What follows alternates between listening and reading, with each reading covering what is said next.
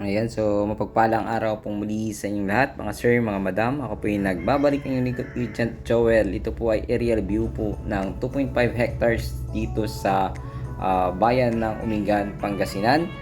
At ito po ay residential farm lot at merong dalawang title with EGS kasi patay na po yung nakapangalan sa ating mga titulo. So ngayon, ito po yung kanyang shape with fruit bearing trees po yung mga yan.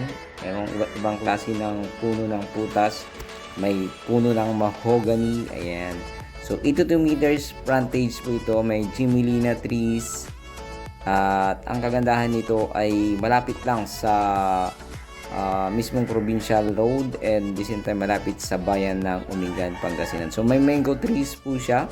Sa harap po ay along Tuling Barangay Cemented Road po ito mga sir, mga madam. Ang kagandahan din po nito ay yan nga po, 500 meters from provincial highway. At the same time maganda po siyang gawing residential farm lot sa mga naghahanap ng ganitong area kasi meron ng electric and cable line dyan sa area ng property niyan. At tingin ko rin po meron siyang mga kawayan, kasama yung kawayan. At the same time, meron siyang rice land, meron din siyang vegetable farm area.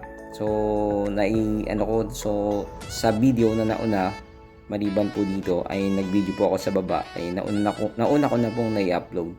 So, ang rice land nito at least 1.5 hectares up, yun po, more or less, yung kanyang area. So, makikita nyo malapit po siya sa isang poultry. So, ito ay flood-free area. Pwede ka pong mag-backyard farm dito sa lugar na ito. So 5 minutes from town proper. Pwede kang mag-alaga ng baboy, mga manok, pwede mo siyang gawing integrated farm kumbaga. So 30 to 40 minutes from Tiplex Rosales exit. So kung makikita nyo dito sa part na ito yung kanyang likod mga sir, mga madam. 3 hours from Manila. So ulitin ko, maganda po itong gawing integrated farm. Pwede kang mag-backyard farm ng mga manok. At the same time, meron pong deep well ito sa loob ng property. Maganda yung ng tubig niya, hindi nawawalan kahit summer. So marami siyang fruit bearing trees tulad ng sabi ko kanina, banana, santol, ayun, sa mga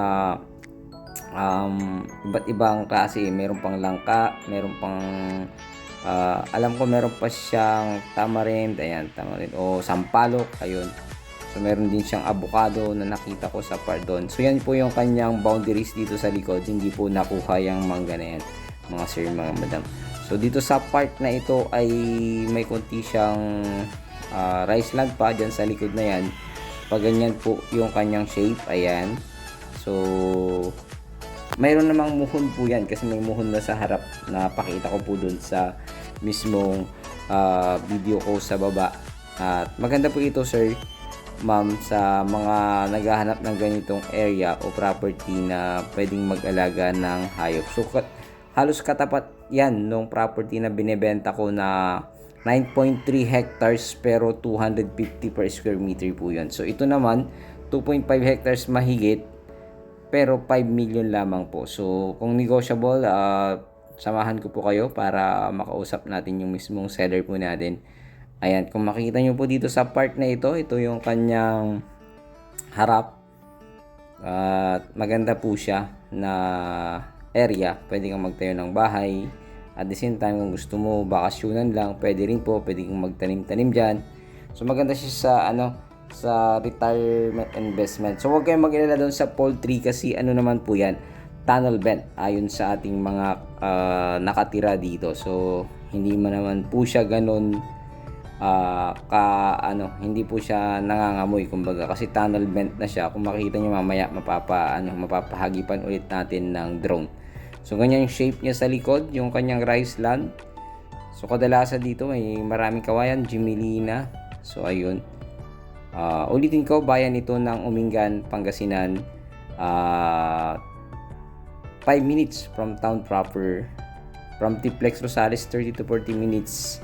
From Manila, 3 hours from Manila, 3 hours drive. At the same time, meron siyang dalawang title with extrajudicial settlement kasi patay po yung mga nakapangalan.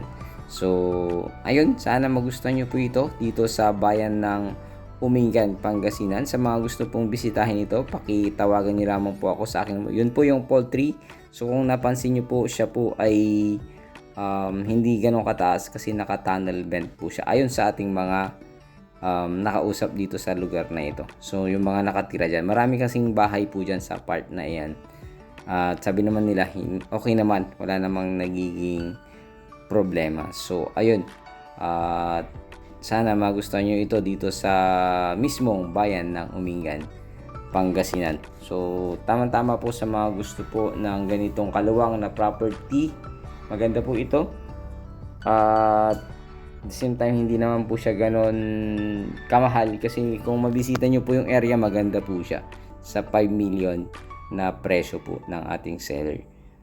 So, ang maganda lang dito ay mabisita natin ng personal para ma-appreciate po natin yung mismong property para po makita natin kung pasok po ba sa inyong nais o gustong property na hinahanap, mga sir, mga madam. So, may mga mangga na rin po yan. So, yung mangga, may malalaki na rin po eh. So, pwede ka nang mag-ani, kumbaga sa mangga. Or pwede ka rin ulit magtanim dito sa likod kung gusto magtanim sa likod. Pero maganda po kasing rice land dito sa likod. Tapos, meron kang mangga sa harap. Tapos, may mga iba't ibang magtanim ka pa ng iba't ibang klase ng prutas like rambutan, mga ganun. Maganda po. So, maganda rin mag-alaga ng mga alagaing manok or mga pato, yung mga yon. Tapos yung Peking duck na sinasabi kasi umuuso ngayon yung Peking duck kasi marami pong nag-aalaga, nag-convert po yung mga nag-aalaga ng baboy, nag-ano po sila sa Peking duck kasi hindi po siya ganun kaselan ayon sa ating mga napapanood sa YouTube. So ayan, ito kanyang harap, ulitin ko, at 5 million ang presyo ng seller natin. Samahan ko na lang po kayo. Kung makakatawad po tayo, maganda po.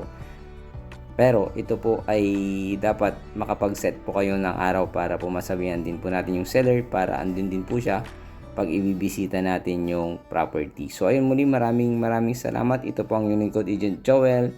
Sana po ay magustuhan nyo po ito at pakitawagan nyo po ako sa aking numero agad. So please don't forget to like and share and subscribe sa aking munting channel, Mucha and Joel Vlog.